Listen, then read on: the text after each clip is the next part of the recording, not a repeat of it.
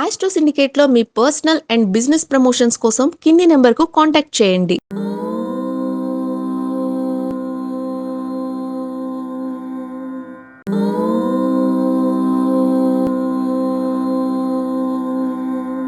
ఓం శ్రీ గురుభ్యో నమః. హరి ఓం. శాంతాకారం భుజగశయనం పద్మనాభం సురేశం విశ్వాధారం గగన సదృశం మేఘవర్ణం శుభాంగం లక్ష్మీకాంతం కమలనయనం యోనిహృద్యానగమ్యం వందే విష్ణుం భవభయహరం సర్వలోకైకనాథం. శివాయ విష్ణురూపాయ శివరూపాయ విష్ణువే శివస్య హృదయం విష్ణు విష్ణోశ్చ హృదయం శివ. అందరికీ నమస్కారం. మనకి రేపు వచ్చేటువంటి అద్భుతమైనటువంటి ఒక ఏకాదశి ఏం ఏకాదశి ఎప్పుడు వస్తుంది? అది 11వ తేదీ. మనకి 11వ తేదీ రోజున అద్భుతమైనటువంటి ఏకాదశి. ఆ ఏకాదశి పరమ ఏకాదశి. దానినే మళ్ళీ అంటే వైదికమైనటువంటి భాషలో ఆ ఏకాదశిని స్పష్టంగా కమల ఏకాదశి అంటారు. హిందూ ధర్మశాస్త్రంలో అత్యంత మహిమాన్వితమైనటువంటి వ్రతంగా చెప్పబడుతోంది ఈ యొక్క పరమ ఏకాదశి వ్రతం. ఇది అంటే సంవత్సరానికి 24 ఏకాదశులు ఉంటాయి, కానీ ఇది 26వ ఏకాదశికి చెప్పవచ్చు. ఇక్కడ మొన్న మనకి ఏకాదశి ఉంది. పురుషోత్తమ మాసంలో వచ్చేటువంటి 2 ఏకాదశులు ఎక్స్ట్రా ఏకాదశులు. ఇవి అత్యంత పుణ్యప్రదాన్ని కలిగిస్తాయి. ఎప్పుడో మనకి జ్యేష్ఠ మాసంలో వచ్చేటువంటి ఏకాదశులు ఇంకా మనం మళ్ళీ 56 వేళకి చూడాల్సిందే. దగ్గరలో అయితే లేవు. మళ్ళీ అధిక నెక్స్ట్ సారి అధిక మాసం ఒకసారి, ఆ తర్వాత అధిక మాసం ఇంకో మాసంలో, ఆ తర్వాత ఇలా లెక్కెట్టు పెడితే దాదాపుగా 36 సంవత్సరాల తర్వాతనే మళ్ళీ జ్యేష్ఠ మాసంలో ఇటువంటి ఏకాదశులు రావచ్చు. అధిక మాసం సరే పురుషోత్తమ మాసంగా చెప్పబడుతుంది, మల మాసంగా చెప్తారు. సరే, అనవసరంగా మీ సమయాన్ని వృధా చేయడం ఎందుకు? ఈ కమల ఏకాదశి పరమ ఏకాదశి అద్భుతమైనటువంటి ప్రయోజనాన్ని కలిగిస్తుంది కనుక ఈ ఏకాదశి వ్రతాన్ని తప్పకుండా మీరు ఆచరించే ప్రయత్నాన్ని చేయండి. ఇక్కడ మనకి ధర్మ సూత్రంలో ఈ పరమ ఏకాదశి వ్రతం గురించి మనం ఈ వ్రత కథ తెలుసుకుందాం. మనం పద్మపురాణము భవిష్యోత్తర పురాణంలో కృష్ణుడి వ్రత మహిమను ధర్మరాజుకు వివరించాడు. పూర్వం కాంపిల్య నగరంలో సుమేధుడు అనేటువంటి పరమ సాత్వికుడైన బ్రాహ్మణుడు ఉండేవాడు. అతని భార్య పవిత్ర, ఆమె మహాపతివ్రత. వారు తీవ్రమైనటువంటి దారిద్ర్యాన్ని అనుభవిస్తున్నారు. ఎంతలా అంటే కొన్ని రోజులు తినడానికి తిండి కూడా దొరికేది కాకుండా ఏదో వాయుభక్షణ చేస్తున్నారు, అంటే గాలిని పీల్చుకొని బతుకుతున్నారు వారు. అయినప్పటికీ వారు అధర్మ మార్గంలోకి వెళ్లకుండా ఇంటికి వచ్చిన అతిథులని ఆదరించేవారు. ఎలా ఆదరిస్తారండి? వాళ్ళు తినడం తినలేదు కదా అంటే ఆ ఇంటిలో కొన్ని ఫలాలు పెరుగుతుండేవి. ఎవరైనా వస్తారేమని చెప్పేసి పశువులకి, పక్షులకి, అలాగే భగవత్ స్వరూపమైనటువంటి వచ్చినటువంటి ఆత్మీయులకి వారి కోసం వారు ఆ ఫలాన్ని తినేవాళ్ళు కాదు, పుష్పాన్ని స్వామివారికి నివేదించేవారు. అలా వారు ఎవరికైనా వస్తారని చెప్పేసి ఆ బంధువులతో అందరితో కూడా వచ్చిన వాళ్ళకి అనుకూలమైన ఆ బ్రాహ్మణుడు అతనికి అందరికీ అన్నం పెడుతుండేది. వారు ఆ యొక్క పవిత్ర మరియు సుమేధుడు కలిసి వచ్చిన అతిథులకి ఆదరించేవారు. ఒకరోజు వారింటికి కౌండిన్య మహర్షి వారు వచ్చారు. సుమేధుడు అలాగే పవిత్ర దంపతులు ఇద్దరు కూడా మహర్షిని భక్తితో సేవించి వారి దారిద్ర్యాన్ని చూసి భార్యాభర్తలిద్దరు కూడా ఆ యొక్క మహర్షిని భక్తిగా కొలిచారు. ఉన్నటువంటి పళ్ళని ఆయనకు పెట్టారు, కాసిన మంచినీళ్ళు ఇచ్చారు, కుండలో చల్లనీళ్ళు ఇచ్చారు, హాయిగా తాగారు.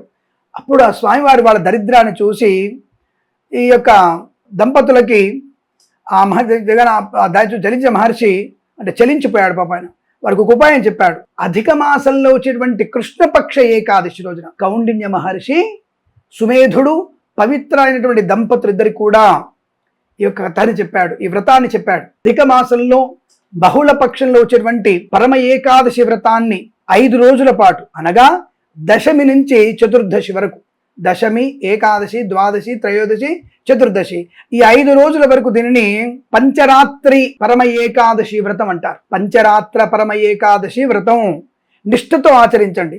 దీనివల్ల సాక్షాత్తు లక్ష్మీనారాయణ మూర్తులు అనుగ్రహం కలిగి దారిద్ర్య బాధ నుంచి బయటపడతారని చెప్పారు. మహర్షి చెప్పినట్టుగా పరమ ఏకాదశి వ్రతాన్ని వారు ఆ సంవత్సరంలో వచ్చినటువంటి ఏకాదశి రోజున, బహుళపక్ష ఏకాదశి రోజున శ్రద్ధతో ప్రతి మాటలు కూడా నమో భగవతే వాసుదేవాయ, నమో నారాయణాయ అనుకుంటూ భక్తితో ఆ వ్రతాన్ని వారు 5 రోజులు ఆచరించారు. ఏమిటి వ్రతం ఎలా చేస్తారు? సూర్యోదయానికి పొద్దులేవడం, నారాయణని అభిషేకించడం, ఆయనకి గంధ పుష్ప అక్షతలతో అర్చన చేయడం, ఆయనకి ఏదైనా నివేదన చేయడం, పాలు, బెల్లము లేదా పటిక బెల్లము, పెసరపప్పు, మహానైవేద్యము, అన్నము, ఆవు పాలు, మీగడ పెరుగు, ఇవన్నీ స్వామివారి నివేదన చేస్తారు. ఏది ఉంటుంది యద్రోచితే, నీకేది నచ్చింది ఏది ఉంటే అది పెట్టేసేయండి.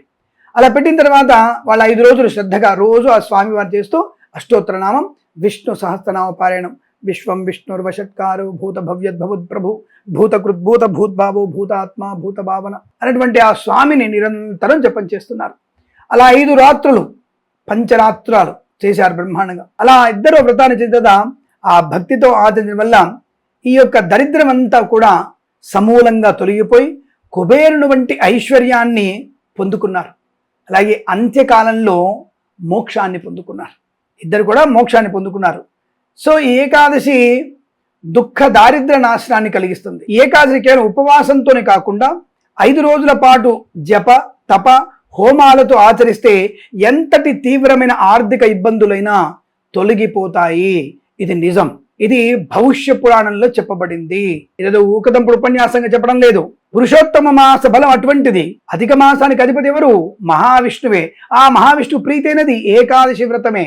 ఆ ఏకాదశి వ్రతం, ఆ కమల ఏకాదశి, లక్ష్మీ ఏకాదశి చెప్తున్నటువంటి ఈ వ్రతాన్ని ఎవరైతే ఆచరిస్తున్నారో మిగిలిన ఏకాదశుల వంటి కూడా వేల రెట్లు ఫలితాన్ని ఇస్తుంది ఈ యొక్క పురుషోత్తమ మాసంలో కృష్ణపక్షంలో చేయనటువంటి ఏకాదశి వ్రతం. ఈరోజు చేసే చిన్న సత్కర్మైన సరే, చిన్న దానం, ఒక గుప్పెడు బియ్యం దానం ఇచ్చిన, ఒక బ్రాహ్మణుడికి స్వయంపాక దానం ఇచ్చిన, ఒక బీదవాడికి వస్త్రదానం చేసిన, ఇంకా ఎవరికైనా ఇంకేదైనా అవతలి వ్యక్తులకు ఉపయోగపడే దానం చేసిన స్వర్ణదాన ఫలితానికి అంటే 1000ంతల స్వర్ణదాన ఫలితం చేస్తే ఎంత ఫలితమో అంతటి ఫలితాన్ని ఇస్తుంది. కాబట్టి ఈ పురాణ స్పష్టంగా చెప్పిన పురాణాల్లో తప్పకుండా ఈ వ్రతాన్ని ఆచరించాలి. దశమి రాత్రి నుండే మనము ఈ దశమి రోజు నుంచే మనకి ప్రారంభం కాబట్టి దశమి నుండే ఉల్లి వెల్లుల్లని మానేయాలి. సాత్విక ఆహారం ఏకాదశి రోజు పూర్తిగా నక్తంగా ఉండాలి. ఆరోగ్యం సహకరించకపోతే అది పళ్ళు పాలు తాగి ఉండాలి. 5 రోజులు ఉండగలమా అంటే ఉదయాస్తమానం అంటే ఏకాదశి రోజున మాత్రమే ఉపవాసం పూర్తిగా ఉండాలి. మిగతా రోజులలో విష్ణుమూర్తి స్వామిని లక్ష్మీనారాయణ ప్రతిమని ఎర్రటి పూలతో తులసి దళాలతో అర్చన చేసి విష్ణు సహస్రనామ పారాయణ చేసుకొని రాత్రి జాగరణ చేసి ఏకాదశి రాత్రి తప్పకుండా నిద్రపోకుండా ఉండి భజనలు చేసి విష్ణులీలలు అంటే భాగవతాన్ని చదువుకొని ద్వాదశి నాడు బ్రాహ్మణులకు లేదా పేదలకు అన్నదానం చేసి వస్త్రదానం చేసి ఉపవాసాన్ని విరమించాలి, అంటే పారణ చేయాలి. అలా చేస్తే పుణ్యప్రదము. మరి ఈ ఏకాదశి అధిక జ్యేష్ఠ మాసంలో అంటే పురుషోత్తమ మాసంలో వచ్చేటువంటి ఈ కృష్ణపక్ష ఏకాదశి వ్రతం ఏ రాశుల వారికి ఎక్కువ ఫలితాన్ని ఇస్తుంది తెలుసుకునే ప్రయత్నం అందరికీ ఇస్తుంది. వీరు తప్పకుండా ఆచరించే ప్రయత్నం చేయాలి. ఈ ఏకాదశి అందరికీ మంచిదే, కానీ జాతకంలో కొన్ని ఇబ్బందులు ఉన్న వాళ్ళు, శని రాహు దోషాలు ఉన్నవారు, మరియు నేను చెప్పేటువంటి రాశులు ఉన్నాయి కదా, వారు తప్పకుండా ఈ వ్రతాన్ని ఆచరించాలి. వృషభ తులారాశుల వారు, వృషభము తులారాశుల వారు తప్పకుండా ఈ యొక్క శుక్రుడు ఈ రాశులకు అధిపతి, లక్ష్మీ స్వరూపం కాబట్టి గోచారీత్యా ఈ జాతకంలో ధనస్థానం బలహీనంగా ఉన్న ఈ రాశుల వారు పరమ ఏకాదశి నాడు లక్ష్మీనారాయణ అనుగ్రహం కొరకు తప్పక ఈ వ్రతం చేస్తే ధనయోగము, విద్యా సంపన్నత మళ్ళీ మొదలవుతుంది.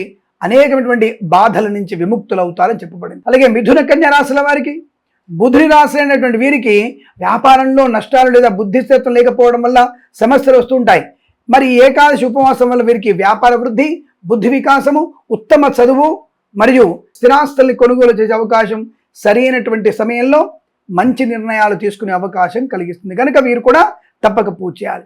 ఇక వృశ్చిక రాశి వారికి, మకర రాశి వారికి రాహు ప్రభావం ఎక్కువగా ఉంది కాబట్టి వీరు తప్పనిసరిగా ఈ ఎర్రని పువ్వులతో ఈ యొక్క ఏకాదశి వ్రతాన్ని ఆచరించడం వల్ల మానసిక ఒత్తిడి నుంచి అధిగమించి చేసినటువంటి పాపాల విముక్తి పొందుకునేటువంటి అవకాశం ఖచ్చితంగా ఉంటుంది. కాబట్టి వృశ్చిక మకర రాశి వారు కూడా ఎర్రని పువ్వులతో ఏకాదశి వ్రతాన్ని తప్పకుండా చేయడం వల్ల ప్రయోజనం బాగా ఉంటుంది. విష్ణు ఆరాధన మర్చిపోవద్దు. అలాగే మనకి కుంభమీన రాశుల వారికి కూడా, మేషరాశి వారికి కూడా, కుంభమీన మేషరాశుల వారికి ఏలినాటి శని ప్రభావం కూడా ఎక్కువగా ఉంది. కనుక వీరు కూడా ఖచ్చితంగా ఎర్రని పువ్వులతో స్వామి అర్చన, ఎర్ర వస్త్రాన్ని దానం చేయడం, గోధుమలు దానం చేయడం వల్ల, మరియు స్వామి వారి యొక్క ఏకాదశి రోజున తప్పనిసరిగా జాగరణ ఉపవాస దీక్ష చేసిన వారికి, ద్వాదశి రోజు పాలన చేసిన వారికి అద్భుతమైనటువంటి శనేశ్వరుడి యొక్క అనుగ్రహాన్ని పొందుకునే అవకాశం ఉంటుంది. ఇక్కడ వీరు కూడా తప్పకుండా ఈ యొక్క ఈ గ్రహ దోష నివారణ కొరకు ఈ రాశుల వారితో కూడా చేయండి. అలాగే రాహుకేతులకు ప్రభావం ఉన్న వాళ్ళైనా సరే ఈ యొక్క స్వామి వారిని పూజించి ఆనందకరమైన జీవనం పొందాలని కోరుకుంటూ సర్వేజన సుఖినో భవంతు. ప్రేమతో మీ కిరణ్ శర్మ. ఇలాంటి మంచి మంచి విషయాల కొరకు మన ఛానల్ని సబ్స్క్రైబ్ చేయండి. 10 మంది చేత సబ్స్క్రైబ్ చేయించే ప్రయత్నం చేయాలని కోరుకుంటూ మరొకసారి ప్రేమతో మీ కిరణ్ శర్మ.